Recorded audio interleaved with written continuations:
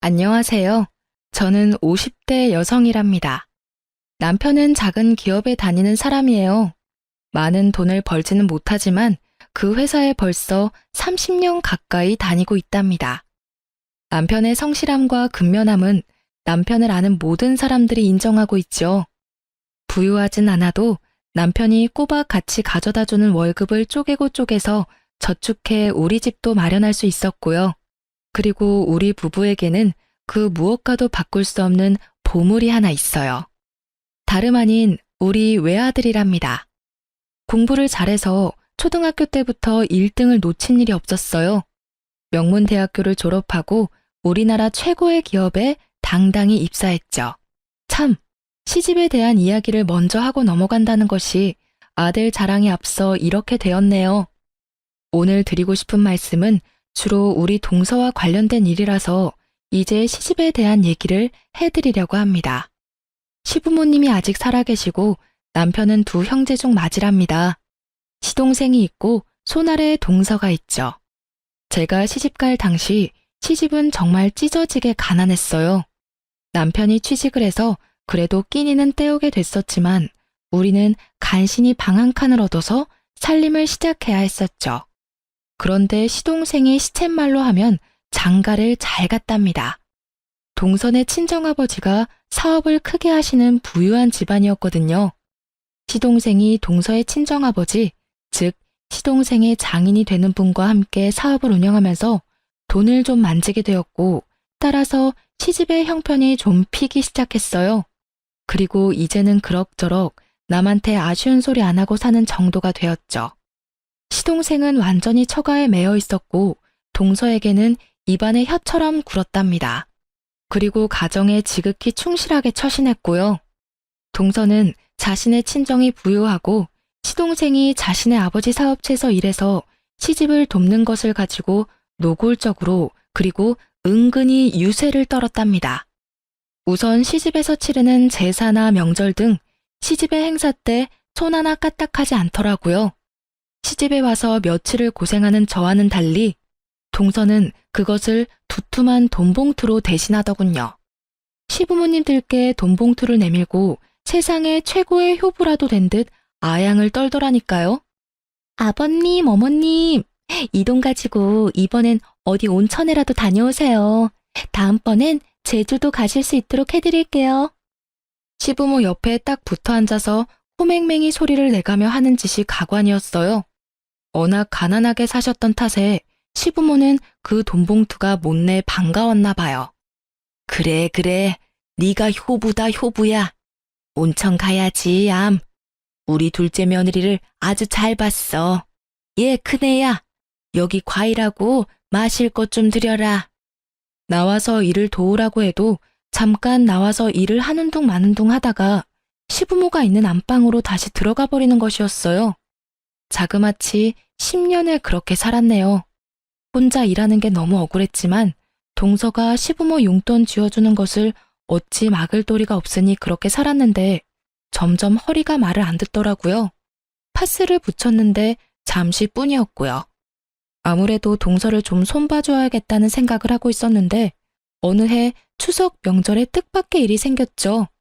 그래서 동서가 매니큐어를 곱게 칠한 그 손을 물에 담글 수밖에 없게 되어버렸답니다. 재수가 없어서 그랬는지 재수가 좋아져 그랬는지 길에서 넘어져 오른손을 짚으면서 제 손목이 골절되었죠. 추석을 며칠 남기지 않았을 때 일이었답니다. 손을 쓸 수가 없으니 일을 할 수가 있나요? 결국은 그 얌체 동서가 독박을 쓰고 일을 혼자 다 하게 되었죠. 시부모는 오히려 저에게 핀잔을 주더군요. 조심성이 없어가지고서는 원. 평상시에 성질이 급하더니 내 그럴 줄 알았다. 명절날 아주 편하게 쉬게 되었구나. 아이고, 맏며느리라는 애가 그러고 있으니 차례상이나 제대로 차려질지 걱정이로구나. 시어머니 말씀대로 차례상은 엉망이었어요. 동서는 일이라고는 도무지 해본 것 같지가 않더라고요. 도대체 얼마나 대단하게 일을 하는지 부엌에서 계속해서 비명소리가 들렸어요. 아야, 아 뜨거! 등등 무슨 어드벤처 영화 같았죠. 그렇게 그 명절이 동서에게는 진탕 고생을 하는 명절이 되었어요. 동서는 손목에 깁스를 하고 앉아 입으로만 일을 감독하는 저를 아래 위로 째려보더라고요. 저는 속으로 아주 많이 고소해하고 있었어요. 동서는 혼자 그 일을 다 하면서 짜증이 날 때마다 시동생에게 화풀이하는 것 같더군요. 시동생이 어쩔 줄을 모르더라고요. 시동생의 입장은 비록 이랬지만 시부모는 아들에게서 오는 넉넉한 생활비에 대단히 만족하는 것 같았어요. 그리고 명절 때마다 그리고 때때로 올 때마다 동서가 가져다주는 돈봉투에도 감동하는 것 같았죠. 시부모는 둘째네와 비교해서 저와 남편을 무시하기도 했답니다. 남편도 적지만 최선을 다해서 시집의 생활비를 보내고 있었어요.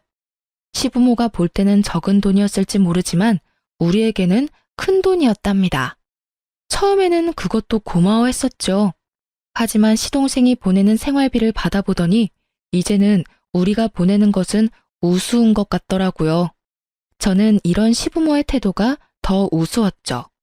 도대체 자식을 돈 많이 가져다주는 순서로 평가하는 부모라뇨. 그냥 워낙 가난하게 살다가 돈이 생기니 그러나 보다 하고 생각하기로 했죠. 어쨌든 날짜가 흐르고 다음 명절을 맞이하게 되었어요. 그런데 이게 무슨 조화일까요? 이번에는 제가 집안 화장실에서 넘어져 세면대에 쇄골을 부딪혔어요. 쇄골 골절이 되면서 손을 전혀 움직일 수 없게 되었답니다. 또 그 많은 명절일을 동서 혼자 치르게 되었죠. 그런데 동서는 정말 이래저래 얌체였어요. 혼자 일을 하게 되니까 시부모한테 돈봉투를 주지 않는 것이었죠. 시부모의 곱지 않은 시선이 자연히 저한테 쏠렸답니다. 아마 동서가 내심 생각한 것이 이것이었을 거예요. 그 명절도 그래서 편안하게 지내고 집으로 돌아와서 저는 배를 잡고 웃었답니다. 사실 두 번 다 제가 동서에게 시집살이의 맛을 좀 보여주자고 꾸민 일이었어요. 살짝 다치긴 했지만 약만 처방받았고 깁스는 일부러 구해서 쓴 거였고요. 두 번 다 가짜 깁스를 하고 일부러 꼼짝하지 않았거든요. 생각하면 생각할수록 고소해서 계속 웃음이 나더라니까요. 두어 번을 더 위경련이 생겼다는 둥 해서 그런 식으로 명절을 나고 나니까 동서도 머리를 쓰기 시작하더라고요. 계속 두툼한 돈봉투가 오지 않으니까 시부모가 동서에게도 어느새 슬슬 눈치를 주기 시작했고 동서가 시부모에게 다시 돈을 드리더군요. 그러고는 돈으로 사람을 사서 일을 시키는 것이었죠. 시부모는 돈이 생기는 것에만 관심이 있을 뿐 집안의 행사가 어떻게 치러지는지 신경을 쓰지 않더라고요. 음식을 사다가 놓는다고 해도 별 잔소리를 하지 않을 것 같더라니까요. 저는 그런 시부모가 참 안타까웠어요. 어머님, 아버님, 세상에는 돈보다 중요한 것이 얼마든지 많아요. 제삿날하고 명절날은 어머니, 아버님이 동서한테 용돈을 버시는 날이 아니잖아요. 후손이 조상님을 정성을 다해 섬기고 있다는 마음을 보여드리는 날이잖아요. 그런 일을 어떻게 돈으로 할 수 있겠어요? 정성 가득한 마음을 갖고 일하는 것이 중요한 거 아니겠어요? 만일 어머님, 아버님이 돌아가신 다음에 제사 지낼 때 우리 두 며느리가 다 손을 떼고 돈으로 사람을 사고 돈으로 음식을 사서 제사를 지낸다고 한번 생각해 보세요. 정말 그런 제사상을 받고 싶으신 거예요? 시아버지와 시어머니가 아무 대답을 못하더군요. 하지만 동서가 내미는 적지 않은 용돈의 재미를 잊을 수는 없었던가 봐요. 이제는 시부모까지 저와 남편을 노골적으로 무시하기도 했죠. 이건 마지가 해야 할 일을 둘째네가 다 하고 있으니 말이다. 마지하고 둘째가 바뀌었어. 마지가 이만큼 우리한테 해줬어 봐라. 지금 나이가 몇인데 아직도 한 살림 꾸려가는 게 그렇게 빠듯해서야 원. 그런데 저는 남편한테 불만이 없었답니다. 좋은 대학을 나오지는 못했지만 학교를 졸업하고 다닌 직장에 지금까지도 다니고 있었어요. 지각 한 번, 결근 한 번 없이 꾸준히 그리고 열심히 일했답니다. 당연히 승진도 쭉쭉 해서 월급도 많이 올라갔죠. 월급이 늘어나는 만큼 시부모의 생활비도 올려드렸고요. 저는 그런 남편이 참 고마웠답니다. 다니는 직장에 만족하지 못하고 사업을 한다 뭐다 해서 돈만 날리는 사람들이 얼마나 많은가요? 그리고 그 회사에 그렇게 오래 다니면서 남편이라고 왜 힘들지 않았겠어요? 하지만 저나 아이 듣는 곳에서 불평을 하는 일이 없었어요. 야근이다 주말 근무다 해서 일도 많은 회사였죠. 피곤하고 지칠만 한데도 남편은 한 우물을 파는 것이었죠. 우직하리만큼 성실한 남편에 착한 성품에 공부까지 잘하는 아들에 모두 제 마음에 쏙 드는 세상에서 제일 소중한 사람들이었어요. 그래서 시부모가 아무리 둘째네와 우리를 비교하면서 무시를 해도 저는 주눅 들지 않았답니다. 그네 너는 좀 더 돈 많이 준다는 다른 회사나 사업은 생각이 없는 거냐? 도대체 그 별로 전망이 밝지도 않은 회사에 왜 그렇게 주구장창 붙어 있는 게야? 아버지, 회사가 규모는 작지만 오래갈 회사예요. 그만큼 경영이 튼실하고 빚도 많지 않은 알짜배기예요. 모르긴 몰라도 평생 직장이 될 거예요. 비록 한 번에 큰 돈을 버는 일은 없을지 몰라도요. 사내로 태어났으면 한번 그게 성공해 보아야겠다는 생각도 해야지. 그저 쥐꼬리만한 월급 매달 준다고 거기에 일생을 걸어? 사내가 그렇게 배포가 없어서 어떡하겠냐? 거기다가 말이다. 그 며느라이 들으라고 하는 소리는 아니다만 둘째 내를 봐라. 처가 잘 만나서 돈만 잘 벌지 않니? 이건 맏아들 처가에서 보내는 것이라고는 매번 흙 묻은 농산물 뿐이니 말이다. 들으라고 하는 소리는 아니라고 말했지만 분명히 저 들으라고 하는 말이었죠. 우리 친정은 시골에서 대대로 농사를 짓고 있는 집안이었어요. 친정 부모님은 정성 들여 농사지은 무공의 식재료들을 서울로 자주 올려보내주셨죠. 시댁에도 매번 그렇게 서울에서는 구할 수도 없는 식재료들을 보내시곤 했어요. 그런데 그걸 보고 흙 묻은 농산물뿐이라고 표현을 하니까 화가 좀 나더라고요. 어머님, 아버님, 그 식재료들은 서울에서 아무리 돈 많이 줘도 못 구하는 무공의 천연식품들이에요. 저희 친정 부모님이 특별히 최고로 좋은 것들만 골라서 보내신 거라고요. 1년을 꼬박 지으신 농사예요. 거기 들어간 정성이 얼마인데요? 그걸 어떻게 돈으로 따질 수가 있나요? 누가 뭐라고 그랬니? 그저 사위한테 한몫 크게 도와주시는 처가도 많다. 그런 얘기였지. 금며느라이 네가 왜 그렇게 발칵하는지 모르겠구나. 그리고 남편에 대해서도 제 생각을 당당하게 말했어요. 자꾸 전망도 없는 작은 회사라고 뭐라고 하시는데요. 영훈 아빠 돈 문제 가지고 제 속 썩인 일 단 한 번도 없어요. 술, 담배도 안 하고요. 일원 한 푼 빼지 않고 월급 봉투 다 가져다 줘요. 그래서 생각보다 훨씬 빨리 집도 샀고요. 그리고 어머님, 아버님, 맏손자 영훈이 보세요. 얼마나 속이 깊고 공부까지 잘하는 아이인데요. 그런 아들, 손자가 기특하지 않으세요? 할 말이 없으면 혀를 끌끌 차는 것이 우리 시부모의 습관이었어요. 이런 저의 말에 또 혀를 끌끌 차더라고요. 남편이 저를 슬쩍 꼬집으며 더 이상 말하지 말라는 뜻을 전하기에 말을 끊었죠. 동서는 세월이 지나도 얌체짓을 계속하고 있었어요.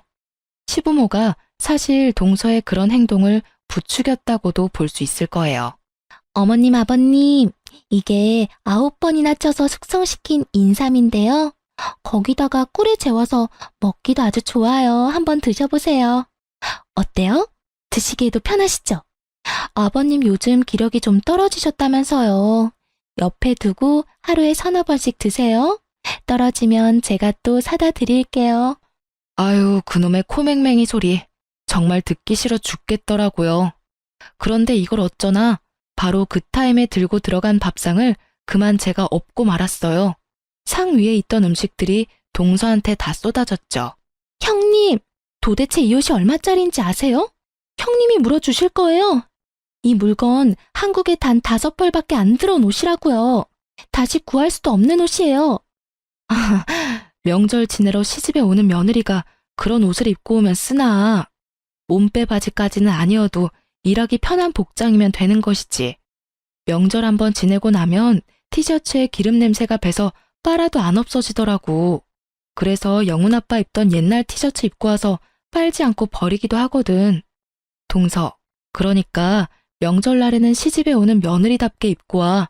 패션쇼 하러 오는 거 아니잖아. 동서가 소리소리 지르며 옷에 묻은 얼룩들을 닦아내기 바빴어요. 그게 그런다고 닦아지나요? 나중에 드라이클리닝 갖다 주라고 하고 제가 티셔츠와 바지 여분으로 가져온 것이 있으니 주겠다고 했죠. 저의 이 말에 동서가 더 열받아 하더라고요. 동서가 약이 올라 방방 뜨는 모습을 보니 어찌나 통쾌하던죠. 사실 제가 짐짓 동서 쪽으로 상을 기울여 엎었었거든요. 약이 단단히 오른 동서가 저를 칠 듯이 대들었고 시부모도 동서의 편을 들었죠. 너는 아무튼 조심성 없기로는 세계의 최고로구나. 길거리에서 넘어지고 집안에서 넘어지고 이제는 상까지 없고 집안의 가스불은 제대로 잠그고 다니니? 집에 불내지 않을까 걱정이로구나. 아무튼 이 동서와 저는 세월이 지나도 친해질 기미가 없었답니다. 저는 제가 할 수 있는 최대한의 방법을 동원해서 동서의 얌체짓에 복수를 해주고 있었죠. 동서는 동서대로 여전히 돈을 앞세워 시부모의 환심을 사면서 시부모가 우리 집과 동서네를 비교하게 만들고 있었어요. 그리고 동서도 노골적으로 내지는 은근히 우리를 무시했죠. 그런데 그렇게 돈을 무기로 우리를 무시하면서도 동서가 한 가지 우리 집에 열등감을 가지는 일이 있었어요.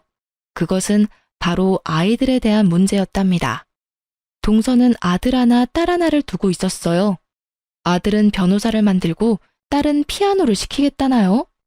그런데 변호사를 만들겠다는 아들아이가 공부에는 영 뜻이 없었어요. 이 아이한테 제 남편이 정말 좋아하는 일이 뭔지를 물었었나 봐요. 군아버지, 저는요, 축구선수가 되고 싶어요. 제가 학교에서 축구를 얼마나 잘하는데요. 손흥민 선수처럼 프리미어리그 축구선수가 되는 게 꿈이에요. 그런데 엄마한테 이런 말을 하면 큰일 나요. 그리고 피아노를 시키겠다는 딸아이의 취미도 다른 데 있었습니다. 왜 머리도 길고 옷도 정교한 인형들 있잖아요. 그것을 가지고 머리를 다듬고 옷을 갈아입히고 해서 보여주는 것을 보면 어찌나 예쁘게 만들어 놓는지 감탄을 뱉을 수밖에 없더라고요.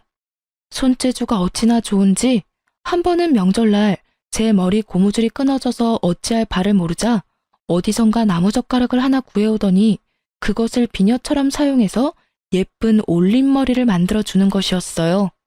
코디네이터나 스타일링하는 일이 적성에 맞는 아이였죠. 큰 조카인 아들아이는 공부의 두각을 나타내지 못했고 딸아이에게도 아무리 좋은 선생을 붙여보아도 큰 진전을 보이지 못했답니다. 저희 남편이 그게 참 안타까워 보였는지 서방님에게 한번 말을 꺼냈더라고요. 아이들이 진정 원하는 게 뭔지를 말이에요. 세훈이한테 어쩌다 물어봤는데 축구가 좋다고 하더라. 자신이 좋아하는 일을 해야 신도나고 잘할 수 있는 거지. 요즘 축구 선수 얼마나 좋으냐. 옛날에야 운동하는 사람들이 대접받지 못했지만 지금은 그런 시대가 아니지 않니? 하고 싶다는 일을 하도록 도와주는 것이 부모가 할 일이야. 형, 세훈이가 나한테도 그런 말을 했었어요. 그런데 우리 집에서 제 말은 먹히지도 않는다는 거 형도 잘 알잖아요. 애들 교육에 대해서는 더군다나 애들 엄마가 완전히 꽉 쥐고 있다니까요. 변호사, 피아니스트, 이렇게 어렸을 때부터 세뇌를 시키고 있는걸요. 아이들의 형편이 이러니 동서가 당연히 공부 잘하는 우리 아들에 대해서 신경을 곤두세웠죠. 아유, 우리 세훈이도 사실 머리는 좋은데 노력을 안 하는 아이예요. 선생님이 그러더라고요. 머리는 최고로 좋은 아이라고요. 조금만 노력하게 도와주면 최고 성적을 낼 수 있다고 하더라고요. 영훈이 정도 성적은 금방 따라잡을 수 있다고 그러던데요. 누가 물어봤나요? 물어보지도 않았는데 굳이 말을 붙이면서 조카 아이에 대해서 이렇게 얘기하는 것이었죠. 사실 우리나라 엄마들의 공통적인 믿음, 아니 착각, 아시죠? 우리 아이는 머리는 좋은데 노력을 안 한다. 바로 그것이죠. 우리 형편의 아이에게 과외 선생을 붙이거나 비싼 학원에 보낼 수는 없었죠. 하지만 아이는 그런 것 없이도 자신의 노력으로 공부를 잘했답니다. 아이가 초등학교 다닐 때만 해도 단칸방에 살던 때였어요. 단칸방에 상 하나를 펴놓고 공부를 하면서도 1등을 놓치지 않았죠. 대학교도 평소에 원하던 좋은 대학교에 한 번에 합격했답니다. 아빠, 조금만 더 일하세요. 제가 졸업하고 나면 아빠 집에서 쉬실 수 있게 돈 많이 벌어올게요. 엄마도 매일 장부 펴놓고 계산 안 하시게 해드릴게요. 저 자신 있어요. 아들의 이런 말에 우리 부부는 콧등이 시큰해졌답니다. 동서는 아들을 변호사로 만들기 위해서 별 노력을 다하는 것 같았어요. 요즘 변호사가 되기 위해서는 옛날처럼 몇 년을 방에 틀어박혀서 고시 공부만 하면 되는 것이 아니잖아요. 일단 학교 레벨도 어느 정도 있어야 된다고 들었어요.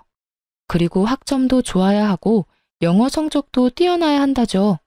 그리고 법학 적성 시험이라나 뭐라나 아무튼 생각할 수 있는 머리가 뛰어나야 잘 볼 수 있다는 시험까지 통과해서 로스쿨에 가야 한다죠.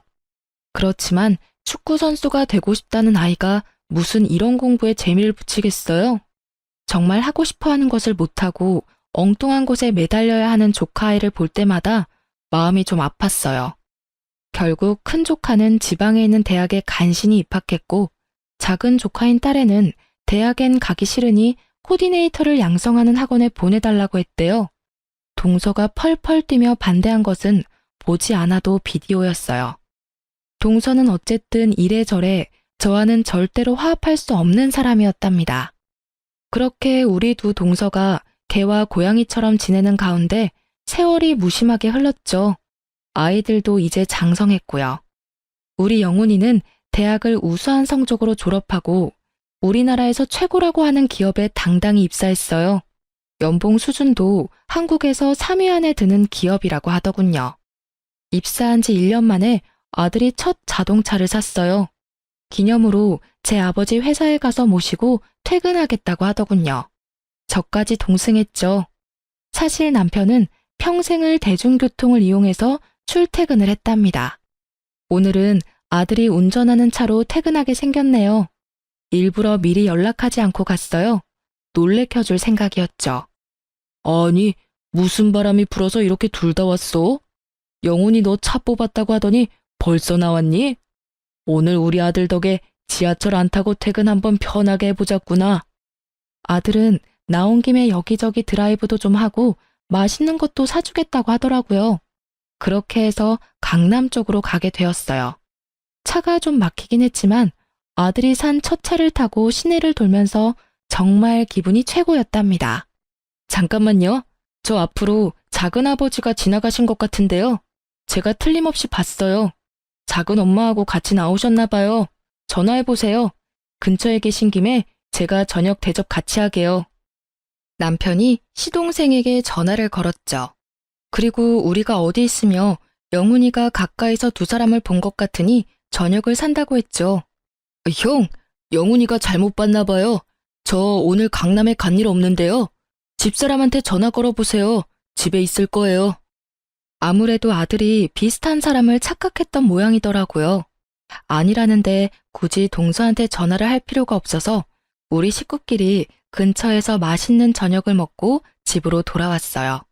그런데 아들이 집에 와서까지 계속 자기가 본 사람이 작은아버지였다고 하는 것이었어요. 엄마, 정말 틀림없이 작은아버지였어요. 그다지 먼 거리가 아니었는데요. 숙모는 길 안쪽에 계셔서 잘 못 봤고 작은아버지는 확실히 본걸요. 쇼핑 가방을 많이 메고 계시던데요. 숙모하고 쇼핑이라도 나오신 것 같던데. 제 눈이 틀림없어요. 눈까지 마주쳤는걸요. 다음번에 동서와 어찌저찌해서 통화가 되었을 때 이 일을 말해주었죠.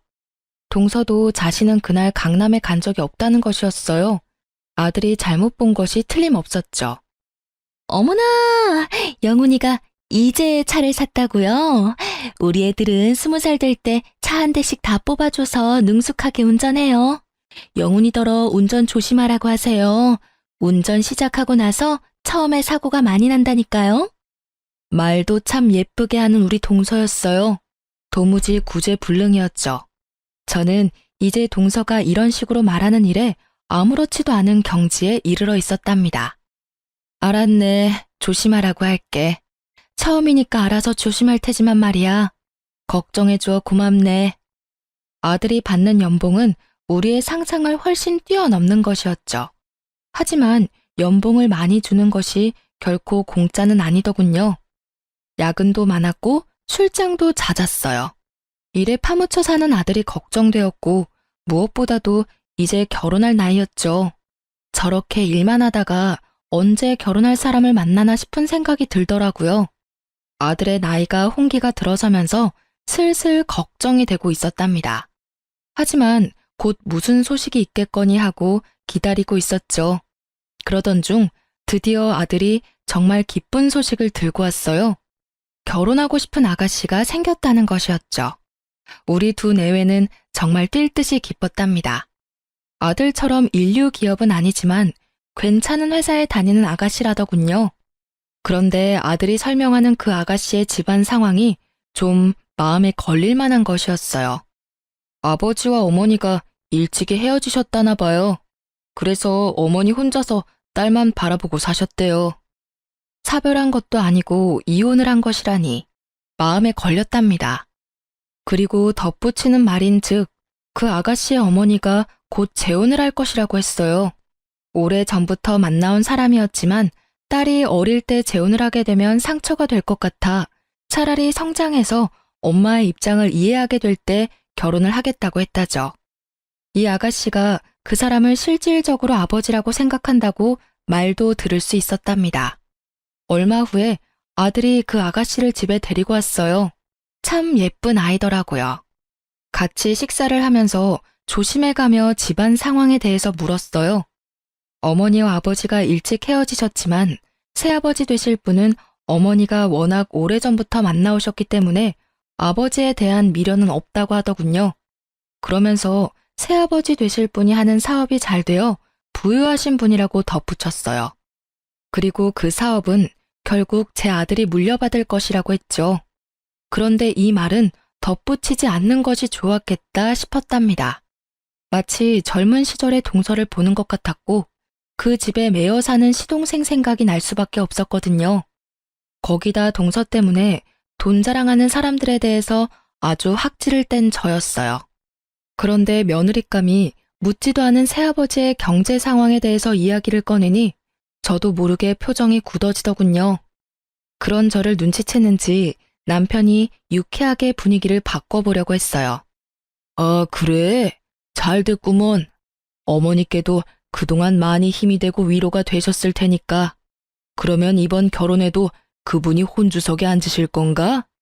며느리감이 그럴 것이라고 하더군요. 그렇다면 그 전에 어머니가 먼저 결혼을 하실 것인지 제가 물어보았죠. 그랬더니 새아버지 되실 분이 사업상 정리를 하셔야 할 일이 많아서 그 정리가 끝나야 어머니와 재혼이 가능하다는 것이었어요. 사실 이것도 제 마음에 그다지 흡족한 대답이 아니었죠. 결혼 전이라면 그냥 남자친구인데 혼주석에 앉다뇨. 썩 내키는 혼처는 아니었지만 아들이 좋다고 하니 그쪽 집안 사정이 그렇다 해도 무조건 말릴 수 있는 일은 아니었어요. 집안 형편이 평범하지 않은 것이 계속 마음에 걸렸죠. 시부모에게 전화를 했죠. 시부모도 당연히 맏손주의 결혼에 관심이 컸기에 며느리감을 만나본 일을 전해야 했어요. 그리고 제 걱정거리에 대해서도 말했죠. 저처럼 며느리감의 성장 과정과 집안 환경에 대한 걱정이 크더군요. 그런데 이 이야기가 동서의 귀에 안 들어갔을 리가 없었죠. 어머나, 형님, 영훈이가 그 집 사업을 물려받는다면서요? 아주버님은 처가에서 받은 게 없으신데 영훈이는 그래도 아이가 똑똑하니 경제력 있는 장인을 만난 모양이네요. 아, 참, 장인이 아니라 장모의 남자친구라고 했던가요? 아유, 좋은 집안하고 혼사가 되었어야 했는데 사실 신랑 하나 똑똑하다고 좋은 집안하고 사돈 맺기가 쉽지는 않아요. 신랑의 집안이 좋아야지 좋은 집안하고 사돈이 되죠. 이 말에 제가 발끈해버리고 말았죠. 나는 우리 집안이 안 좋은 집안이라고 생각해 본 적 없어. 우리 영훈이는 누구보다도 훌륭한 아버지 밑에서 자라서 가정에서 아버지의 역할이 어떤 것인지를 잘 아는 애야. 그리고 영훈 아버지는 남의 신세 지지 않고 일확천금 바라는 일 없이 세상에서 제일 성실하게 살았다고 자부할 수 있어. 우리 친정에서는 영훈 아버지를 최고의 사위라고 생각하고 있고 말이야. 나는 사실 서방님이 처가에 매여서 자신의 의견 한번 제대로 말 못하고 그렇게 사시는 것이 더 안 돼 보였네. 동서가 이 말에 또 따박같이 말대꾸를 하더라고요. 그러면 우리 집에서 세훈 아빠를 종 대하듯이 했단 말인가요? 지금 하신 말씀은 그렇게 들리네요. 시집 와서 지금까지 형님을 볼 때마다 드는 생각이 말이에요. 말씀을 참 함부로 하세요. 제 속이 얼마나 긁혔는지 아세요? 뭐라고? 말을 함부로 해? 그게 아랫사람이 손윗사람한테 쓸 표현인가? 자네야말로 시집 와서 돈 봉투 뿌린 것 말고는 한 일이 뭔가?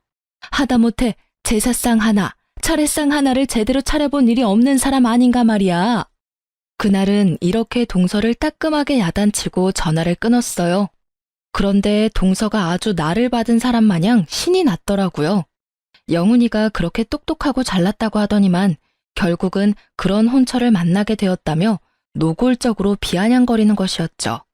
하지만 저는 늘 그랬듯 주눅 들지 않았답니다. 우리 아들이 판단을 했다면 그 판단을 일단 믿는다고 했죠. 그리고 결혼은 상대방의 사정을 자세히 알아보고 시킬 것이라고 했어요. 동서가 이렇게 신이 나 있는 사이에 아들의 결혼 이야기가 착착 진행되고 있었답니다. 저는 무엇보다도 그 새아버지 될 사람에 대해서 자세히 물었죠. 아들의 말로는 사업을 크게 하시는 분이라고 하는데 최근에 장기 출장이 잦아서 말만 들었지 아들도 아직 만나지 못했다는 거였어요. 그리고 아들에게 콕 집어서 물었어요. 설마 그 아버지 될 사람이 크게 사업을 한다니까 네 숙부처럼 그 집에 묶여서 그렇게 살 생각은 아니겠지? 라고요. 아들이 웃더라고요. 아들의 꿈은 지금 있는 회사에서 적어도 임원급 이상으로 승진한 다음에 은퇴를 하는 것이라고 못을 박더군요. 그러고 나서 그 경험을 토대로 장인의 사업을 물려받든 다른 사업을 하든 생각할 것이라고 했어요. 그 말을 들으니 안심이 되었답니다. 천금을 가져다 준다고 해도 아들이 시동생처럼 사는 것은 정말 싫었거든요. 시간이 흘러 드디어 상견례 날이 코앞에 다가와 있었어요. 아들의 말로는 아직 결혼을 하지 않았지만 어차피 실질적인 혼주가 될 사람이었기에 며느리감의 새아버지가 될 사람도 상견례장에 올 것이라고 했죠. 솔직히 마음에 들지는 않았어요. 아직 안사돈과 결혼도 안 한 사람이 바깥사돈 역할을 한다뇨. 제대로 하자면 안사돈 한 분이니 저만 상견례에 나가고 나중에 안사돈이 결혼을 하게 되면 다 같이 만나는 것이 경우 있는 일이라고 생각했어요. 그런데 최근에 장기 출장이 잦았기에 우리 아들의 얼굴도 못 보았다니 겸사겸사 상견례에 나와서 우리와 인사도 하고 아들의 얼굴도 보겠다는 것이었죠. 마음에 들지 않았지만 어쨌든 그렇게 다 같이 만나기로 했어요. 남자 쪽이니 우리가 먼저 나가 있는 것이 예의겠죠. 그래서 서둘러서 30분 정도나 일찍 상견례장에 도착했답니다. 30분이 흐르고 약속한 시간에서 약 5분 정도 전에 안사돈과 바깥사돈 될 분, 그리고 며느리감이 상견례장에 도착했어요. 그들이 상견례장 문을 열고 들어서는 순간 상견례장은 발칵 뒤집혔답니다. 이게 어떻게 된 일인지, 형, 영훈아, 어떻게 여길... 저는 정말 다리가 휘청할 정도로 어지럼증까지 느꼈어요. 작은아버지가 어떻게 여길... 이게 어떻게 된 거예요? 이분이 네 새아버지가 될 분이 정말 맞아? 도대체 이게 다 무슨 말씀들인가요? 작은아버지라뇨? 우리 새아버지 될 분이 어떻게 영훈 씨 작은아버지가 된단 말이에요. 이건 말도 안 돼요. 뭔가 잘못된 일일 거예요. 며느리감은 그래도 정신이 있는 모양이었어요. 남편과 저는 아예 정신이 혼미해서 아무 말도 하지 못하고 있었답니다. 잠시 시간이 흐른 후 아들이 침착하게 상황을 정리하더군요. 여기 이분은 분명히 우리 작은 아버지셔. 그리고 네 새아버지 될 분이 맞다고 네가 분명히 확인했고, 그리고 장모님과 만난 지도 한참 됐다면서. 그렇다면 상황은 분명하네. 작은아버지, 이제 작은아버지가 상황을 설명해 주셔야 할 것 같은데요. 시동생이 거기서 무슨 말을 할 수 있었겠어요? 우물거리며 말을 잇지 못했고 고개를 들지 못하더군요. 그리고 더 이상 그 자리에 앉아있지 못하겠는지 일어서서 도망을 치듯 밖으로 나가버리는 것이었죠. 그러고는 그 자리에 다시 돌아오지 않았어요. 제가 안사돈에게 물었어요. 딱 한 가지만 여쭙겠습니다. 저 사람이 가정이 있는 사람인 걸 알고 만나셨나요? 아니면 가정이 있는지 모르고 속아서 만나셨나요? 이 말씀에 대한 대답은 꼭 들어야겠습니다. 안사돈 될 사람이 말이 없더군요. 말이 없었지만 저는 그 묵언의 뜻을 알아들을 수 있었어요. 적어도 안사돈은 가정이 있는 사람이라는 것을 알고 만났다는 것을 알 수 있었죠. 그리고 최근에 결혼을 급하게 추진하려고 했었다는 것은 이미 들어서 알고 있는 사실이었고요. 제가 아들을 일으켜 세웠어요. 예비 며느리가 흐느껴 울기 시작하더군요. 그렇게 상견례는 엉망이 되었고 아들과 우리는 집으로 돌아와서도 한동안 서로 대화 없이 천장만 보고 앉아 있었죠. 얼마나 시간이 흘렀는지도 잘 모르겠더라고요. 그런데 갑작스러운 전화벨 소리가 이 어색한 침묵을 깼죠. 형님, 그 대단한 사돈댁하고는 상견례 잘 끝내셨어요? 어머나, 그러면 이제 영훈이도 회사에 매여 있지 않아도 되겠네요. 장인 될 분이 크게 사업을 하는 사람이라면서요? 우리 세훈 아빠처럼 편하게 집안일만 운영하면 되는 거 아니겠어요? 동서, 내가 지금은 자네에게 할 말을 다 정리하지 못한 상태야. 내가 조금 있다가 아니면 며칠 있다가 다시 전화를 걸 테니 말이야. 전화는 꼭 할 거네. 해야 할 얘기가 있거든. 그때 궁금한 거 다 물어보고. 전화를 끊자 이어서 아들이 말하더군요. 자신의 결혼 문제와는 별도로 이 이야기는 작은 어머니한테 전해야 한다는 것이었죠. 저도 아들의 의견에 찬성했답니다. 결코 동서를 놀리거나 골탕 먹이려는 의도가 아니었어요. 이 문제는 동선의 집의 운명을 좌우하는 중대한 문제이기 때문에 아들의 의견에 찬성한 것이었죠. 그리고 얼마 전에 들은 말이 있었죠. 곧 동선의 아버지가 시작하시고 일구신 사업체의 명의까지 시동생에게 넘어갈 것이라는 이야기였어요. 지금까지는 경영만 했거든요. 정말로 우리 시동생을 나쁘게 생각하지 않으려고 애썼어요. 결혼 전에 시동생의 모습도 머릿속을 스쳐 지나가더군요. 일하기 싫어하고 나태한 사람이었어요. 시아버님이 인물이 좋으신 분이었죠. 그 인물을 빼닮아 젊은 시절에 정말 여러 여자 울리던 사람이었답니다. 아들이 자신이 계획을 세워서 이 일을 정리하겠다고 말하고는 자기 방으로 물러가더군요. 아들의 마음이 지금 어떨까를 생각하니 마음이 찢어졌어요. 결국 아들이 이틀 정도를 고민하고 나서 우리에게 계획을 이야기하더군요. 아들은 우선 며느리감이라고 데려왔던 아가씨와 그 어머니에게 전화를 걸어 한 번은 더 만나야 하지 않겠느냐고 하더군요. 그쪽에서 망설이는 것 같더니 그러자고 하는 것 같았어요.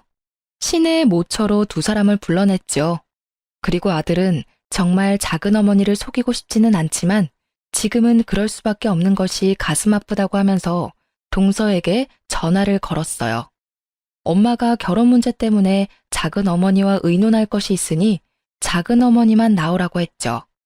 동서야 보나마나 가뜩이나 아들의 결혼 문제에 대해서 더 비아냥거려주고 싶어 했겠죠. 동서가 얼른 조카인 제 아들의 제안을 받아들이는 것 같았죠. 그리고 마지막으로 이 사태를 만든 주범인 시동생에게 전화를 하는 것 같더군요. 전화를 안 받는 것 같았어요. 하지만 시동생이 이 세상 모든 것에서 도망치지 않는 이상 회사나 집 밖에 있을 곳이 어디 있겠어요. 결국 아들이 작은아버지를 찾아내어 누가 모여있다는 말도 하지 않은 채 그 장소로 차에 태워 데리고 왔어요. 이제 관련된 모든 사람이 다 모인 셈이었죠. 여기가 도대체 무슨 자리인가요, 형님? 저는 형님만 계실 줄 알고 나왔는데 저 두 분은 잘 모르는 분들이네요. 혹시 며느님 되실 분하고 안사돈 되실 분이세요? 그리고 곧이어 들어오는 시동생을 보고 동서가 의외라는 표정을 지었어요. 시동생은 모든 사람이 다 모여있는 것을 보고는 기겁을 하더군요. 예비 안사돈을 다그쳐 언제 시동생을 처음 만났는지 물었어요. 20년 가까이 됐어요. 저 아이가 아직 어릴 때니까요. 이 사람이 늘 이혼하고 싶다고 했었어요. 지금은 그 집안의 머슴처럼 살고 있지만 언젠가 그 재산이 자기 것이 되면 이혼할 것이라고 했었고 요즘 들어 곧 그렇게 될 것이라고 했어요. 그래서 우리는 이제 곧 결혼하려고 했었어요. 눈치 빠른 동서가 이 이야기의 내용을 캐치한 것 같더군요. 잠시 얼이 빠진 듯 했던 동서가 시동생을 다그쳤어요. 당신 결국 돈을 보고 나하고 결혼한 거였어. 그 긴 시간을 참 잘도 버텼네요. 더군다나 20년간이나 다른 여자를 만나면서 이 여자하고 합치고 싶어서 어떻게 기다렸어요? 그런데 이 여자하고도 꼭 돈이 있어야 합칠 수 있었던가 보네. 요즘 와서 결혼 이야기가 본격적으로 나왔다고 하는 걸 보니까 자칫하면 모르고 명의를 넘길 뻔했어요. 내 선택은 분명해요. 당신의 생각을 안 이상 이혼할 거예요. 형님의 안싸돈 되시는 분, 이제 선택은 당신만 하시면 되겠네요. 돈을 보고 결혼한 시동생과 돈을 그토록 좋아하며 돈을 앞세워 살아온 동서의 콜라보라고 밖에 할 말이 없더군요. 안싸돈 될 뻔했던 사람의 선택이 갑자기 궁금해지는 건 왜일까요? 아들이 곧이어 파혼을 선언하더군요. 사돈 될 뻔했던 사람과 며느리 될 뻔했던 사람이 먼저 자리를 뜨고 시동생이 또 도망치듯 자리를 피했죠. 동서는 다리에 힘이 풀렸는지 사람들이 나가버리자 의자에 주저앉고 말았어요. 평생을 그렇게 다투며 지낸 동서였지만 어쨌든 가족이었죠. 마음이 아프더라고요. 돈이라는 것이 이렇게 허망한 거야, 동서. 동서가 그렇게 믿고 의지했던 돈, 그것 때문에 평생을 속아 살아왔다는 것을 생각해 보길 바래. 서방님은 원래 일하기도 싫어하고 일확천금을 노리는 경향이 큰 사람이었지. 그런 사람이 그래도 결혼해서 장인 아래에 잘 붙어 있다고 생각했었어. 돈에 팔려간 결혼, 사람을 사랑해서가 아니라 돈을 사랑해서 한 결혼이 얼마나 위선적인 것인지를 이제 알았으리라고 생각해. 그렇게 허망한 돈을 믿고 시집에 대한 도리까지 돈으로만 해결하려 했던 잘못된 인성을 고치지 않으면 돈은 아마도 동서를 계속 속이고 말 거네. 동서가 이미 이혼을 선언했고 아들도 파혼을 선언한 마당이었어요. 시동생이 이혼만은 못하겠다며 매달렸다는군요. 하지만 동서는 매몰차게 이혼을 진행했다죠. 그리고 나중에 들은 이야기지만 시동생의 내연녀, 즉 며느리가 될 뻔했던 아이의 엄마는 시동생을 버렸다죠. 시동생에게 남은 재산이 거의 없다는 것을 알고 그랬던 것 같더군요. 동서가 우리 가족에게 남이 되는 날 시부모에게 큰 절을 한번 올리고 떠나더군요. 형님 말씀대로 제가 잘못된 생각을 가지고 살았고 그것이 결국 제 발등을 찧었어요. 그걸 이제야 알겠네요. 형님이 그걸 가르쳐 주셨어요. 내내 행복하시길 바랄게요. 이 말을 끝으로 동서는 우리 가족에게서 멀어져 갔답니다. 평생을 개와 고양이처럼 다투며 살았지만 그렇게 떠나는 동서의 뒷모습을 보니 아주 살짝 눈물이 나더군요. 제일 큰 걱정은 아들이 받았을 상처였어요. 아들은 한동안 말없이 회사와 집을 왔다 갔다 하더군요. 시간이 좀 필요하겠죠. 하지만 저는 아들을 믿는답니다. 공부를 잘했지만 책상에만 붙어있는 샌님으로 키우지 않았어요. 우리 아들 강한 아이랍니다.